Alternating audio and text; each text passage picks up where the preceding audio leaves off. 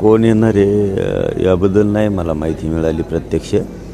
येणार असतील, परंतु आल्याशिवाय काय खऱ्या गोष्टी आहेत. आल्यावर बघूयात, तुमच्या समक्ष चर्चा करूयात. काय यायच्या आधीच काय काल परवा येणार होते, येतो म्हणून नाही आले तर कुठं पुन्हा हे करत बसायचं. बघूया, आमचा उद्देश आरक्षण. राजेसाहेब येत असले चर्चेला चांगली गोष्ट आहे. पाटील, मला सांगा, आता आजचा 6वा दिवस आहे उपोषणाचा आणि सरकारचे जे मंत्री आहेत ते आज येणार आहे. सरकार कुठेतरी तुमच्या उपोषणाकडे दुर्लक्ष करत आहे असं वाटतं का, मुद्दाम म्हणून? माझ्याकडे करणार का दुर्लक्ष मुद्दाम म्हणून? काही अडचण नाही मला. समाजाकडे दुर्लक्ष करू नये, कारण गोरगरीब करोडो मराठा एकत्र आहे. त्याची जाण आणि भान ठेवली तर बरं आहे. माझ्याकडे दुर्लक्ष केलेलं मला काय वाटत, पण माझ्या समाजाचा आरक्षणाचा मोठा प्रश्न आहे. त्याच्याकडे दुर्लक्ष केलं तर मराठी उद्या तुमच्यावर पुन्हा एकदा दुर्लक्ष करतील.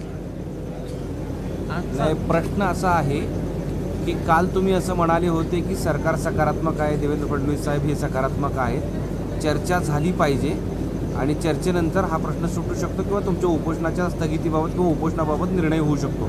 आता शंभूराज देसाई इथे येत आहेत. इथं चर्चा झाल्यानंतर तो तुमचा समाधानकारक तोडगा जर निघाला तर या आंदोलनाची दिशा बदलेल? नाही, ते आताच कसं सांगता येईल? चर्चाच काय नाही, आणखीन आलेच नाहीत. येणार कधी ते बघूयात ना आपण. काल येणार होते त्यांचे लोक, परवा येणार होते, त्याच्या अगोदरच्या दिवशी येणार होते. आल्याशिवाय काय खऱ्या गोष्टी असतात? बघूयात ना. येत आहेत राजेसाहेब तर बघू, चर्चा केल्यावर ठरवू, समाजाला विचारून काय विषय काय नाही. त्यांचा दौरा आलेला आहे, त्यांचा ते मुंबईहून इथपर्यंतचा सगळा पूर्ण दौरा आलेला आहे. आणि आता प्रश्न असा आहे की तुमच्याकडे बघा, ह्या दौऱ्यामध्ये 12:30 अंतरवाली सराटीमध्ये येणार आहेत तुमच्याशी चर्चा करण्यासाठी. ते कन्फर्म आहे, पण आता केवळ चर्चा झाल्यानंतर का तुम्हाला त्याबद्दल लेखी अहवाल आहे की काय चर्चा होऊ शकते? तुम्ही सरकारला त्या संदर्भात आत्ता या क्षणाला काय सांगणार आहात? नाही, सरकारला मी रोजच सांगितलं काय सांगायचे. आता बार का तेच सांगत बसू? एक तर माझ्या तोंडातून पोटातून आवाज निघत नाही.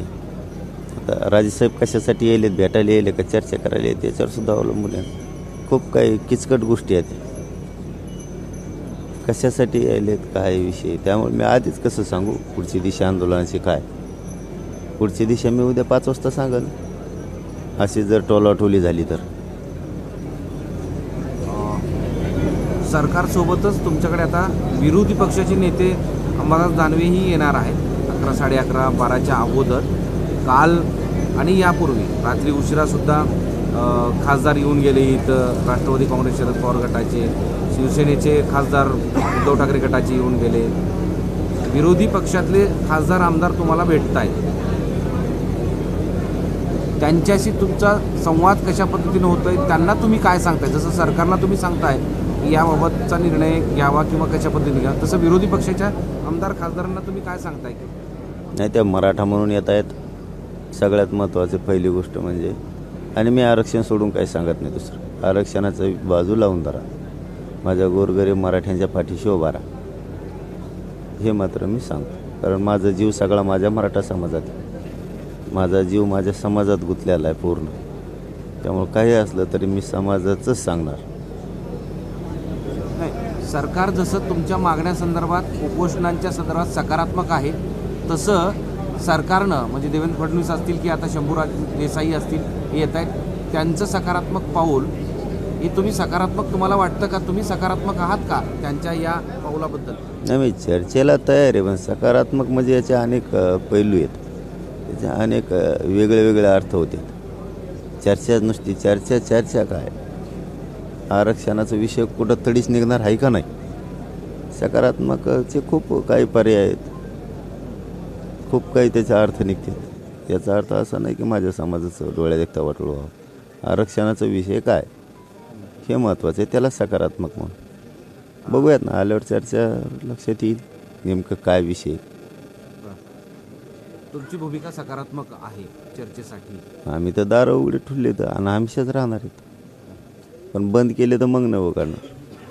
तुम्हाला जे नोटिफिकेशन दिलं होतं 27 जानेवारी 2024ला त्यावर सकारात्मक काम म्हणजे कारवाई सुरू आहे, त्यांच्या ज्या सूचना हरकती असतील नाही नाही, कारवाई नाही, डायरेक्ट अंमलबजावणी पाहिजे. 6 12 महिने असते कुठं सकारात्मक कारवाई नाही. सरकारकडून जर काही वेळ मागितला गेला तर कशाला? मग 5 महिने होता ना. पण बघूयात ना काय म्हणणं आहे, हे तर कळेल ना. राजेसाहेब आल्याच्या नंतर लक्षात येईल काय बघ नेमका विषय काय. विषयच माहीत नाही तर आधीच बोलून काय करावं. दुसरा एक विषय असा आहे की तुम्ही इथं उपोषण करताना ओबीसी कडून सुद्धा इथंच उपोषण करण्यासाठीची परवानगी मागितली करणार असं जाहीर केल्यानंतर त्यांना गोंदी पोलिसांनी नोटीस दिलेली आहे की तुम्हाला तसं करता येणार नाही, कायदा सुव्यवस्था आणि जातीय कुठली ते निर्माण होणार नाही या दृष्टीनं त्यांना नोटीस दिली आहे, तुम्ही करायचे नाही, करू नका म्हणून. नाही त्या विषयात मला काय नाही बोलायचं. असे किती काय येते तर किती का जाते तर. एबीपी माझा, उघडा डोळे बघा नीट.